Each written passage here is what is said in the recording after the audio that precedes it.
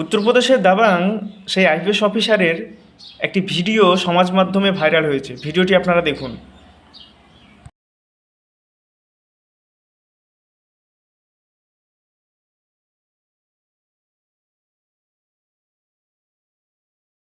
ভিডিওটি আপনারা দেখলেন যে সমাজের উর্দি পরে একজন মহিলার সঙ্গে নৃত্য করতে ব্যস্ত, সে নাকি বাংলার মানুষকে সুরক্ষা দেবে।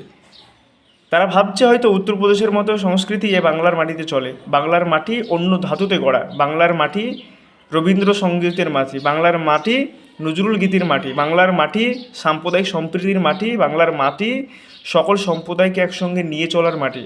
এখানে কোনো দাবাং অফিসার চলবে না, এখানে কোনো হুমকি দিয়ে বাংলার মানুষকে মাথা নত করাও যাবে না। কেননা বাংলার মাটি তৃণমূলের ঘাঁটি, বাংলার প্রতিটি তৃণমূল কংগ্রেসের সৈনিক, এক একজন পুষ্পা, কেউ ঝুঁকবে না। তাই এই আইপিএস অফিসারকে বলবো, আপনি যতই বাড়াবাড়ি করুন না কেন, বাংলার মানুষ তারা প্রত্যেকে জোট বেঁধে নিয়েছে। আগামী 4 মে যখন ব্যালট বক্স খুলবে, মমতা বন্দ্যোপাধ্যায়ের নেতৃত্বে যত রাউন্ড গণনা শুরু হবে, তত রাউন্ডে মমতা বন্দ্যোপাধ্যায়ের নেতৃত্বে সমস্ত সৈনিক এগিয়ে থাকবে। এবং 4 মে চতুর্থবার মুখ্যমন্ত্রী মমতা বন্দ্যোপাধ্যায় শপথ নিচ্ছে, শুধু সময়ের অপেক্ষা।